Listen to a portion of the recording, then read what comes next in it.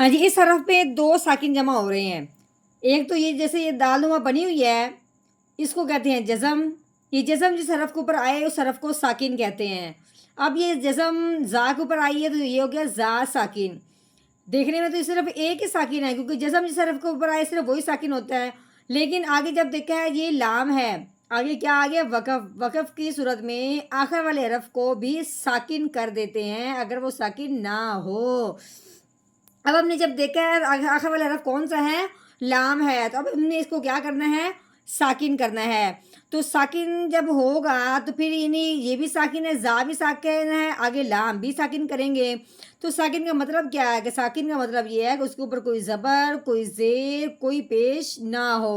اب دیکھنے میں تو یہ لام کے نیچے زیر آ گئی ہے، اب ہم نے اس کو کیا کرنا ہے، ساکن کرنا ہے، یعنی کہ صرف ہم نے لام کی ہلکی سی آواز نکالنی ہے، مخرج کی ذرا سی آواز نکلے گی، باقی زا بھی ساکن ہوگا، لام بھی ساکن ہوگا۔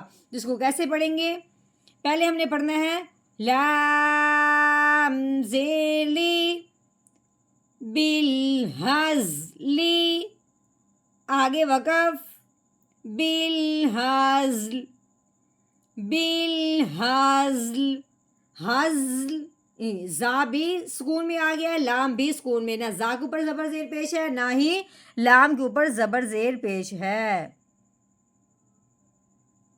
نحمده ونصلي على رسوله الكريم، اما بعد فاعوذ باللہ من الشیطان الرجیم، بسم اللہ الرحمن الرحیم۔ السلام علیکم ورحمۃ اللہ وبرکاتہ۔ امید ہے آپ سب خیریت سے ہوں گے، انشاءاللہ جہاں ہوں گے ایمان اور صحت کی نعمت سے مالا مال ہوں گے۔ ہاں جی، تو آغاز کرتے ہیں ہم اپنے آج کے سبق کا دعاؤں کے ساتھ، تو چلیے شروع کرتے ہیں۔ اللہم صلی علی سیدنا و مولانا محمد وعلی آل سیدنا و مولانا محمد وبارک وسلم۔ رب اشرح لی صدری ویسر لی امری واحلل عقدۃ من لسانی یفقہوا قولی۔ رب زدنا علما، رب زدنا علما، رب زدنا علما۔ اعوذ باللہ من الشیطان الرجیم، بسم اللہ الرحمن الرحیم۔ ہاں جی، واؤ ہے، واؤ کے اوپر جو لگی ہوئی تین دندوں والی، اس کو کہتے ہیں شد۔ شد جو حرف ہوتے ہیں، شد جس حرف کے اوپر آ جائے اس حرف کو مشدد کہتے ہیں۔ وہ مشدد والا جو حرف ہوتا ہے، مشدد حرف جو ہوتا ہے وہ پچھلے والے کو اپنے ساتھ ملاتا ہے۔ لیکن یہاں جب ہم نے دیکھا ہے، کل ہم نے پچھلے والے حرف پہ کیا کر دیا تھا، وقف کر دیا۔ اگر کبھی ایسے ہو کہ حرف کے اوپر شد آئے اور اس سے پیچھے وقف ہو، تو پھر اگر وقف کر دیا جائے تو وہ ٹھیک ہے، اگر نہ کریں تو پھر تو ہم نے اس پچھلے والے حرف کو اس کے ساتھ ملانا ہے۔ اگر ہم وقف کر دیتے ہیں تو پھر ہم نے کیا کرنا ہے، اس واؤ کو پیچھے نہیں ملانا، کس وجہ سے، وقف کی وجہ سے، ٹھیک ہے۔ بس اس کے اوپر جو زبر لگی ہوئی ہے صرف وہی پڑھیں گے۔ تو کیسے پڑھیں گے، واو زبر وا۔ ہاں جی، آگے یہ میم ہے، میم کے اوپر کیا لگی ہوئی، زبر، آگے یہ ہے الف، ٹھیک ہے۔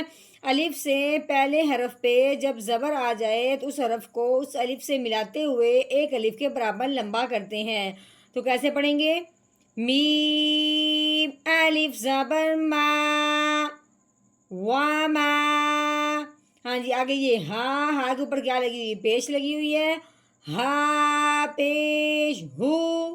واؤ، واؤ کے اوپر لگی ہوئی ہے زبر، واؤ زبر وا، ہوا، واما ہوا۔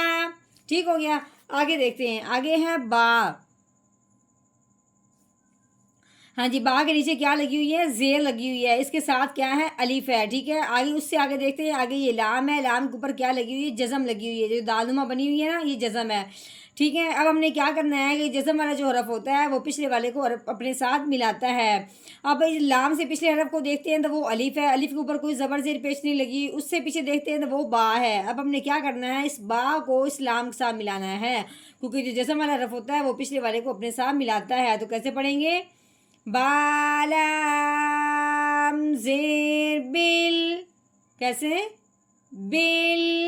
ہاں جی آگے یہ ہا کے اوپر کیا لگی ہوئی ہے؟ زبر لگی ہوئی ہے. آگے یہ زا ہے، زا کے اوپر کیا لگی؟ دال نما جزم آ گئی. جزم والا جو حرف ہوتا ہے وہ پچھلے والے کو اپنے ساتھ ملاتا ہے. اب اپنے ہا کو زا کے ساتھ ملانا ہے، تو کس طریقے سے پڑھیں گے؟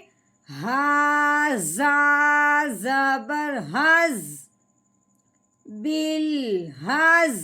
ٹھیک ہے. آگے یہ لام ہے، لام کے نیچے کیا لگی ہوئی ہے؟ زیر لگی ہوئی ہے. ہاں جی تو کس طرح پڑھیں گے؟ لام زیلی بالحزلی.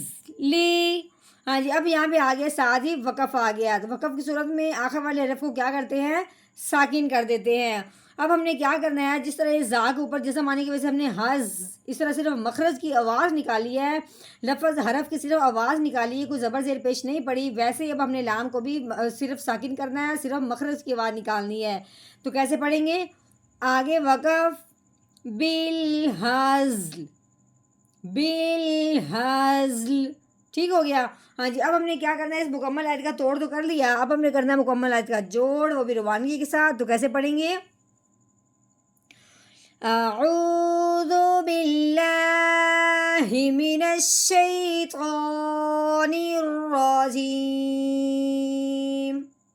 سورۃ الطارق مکیہ. بسم اللہ الرحمن الرحیم. وما هو بالهزل وما هو بالهزل.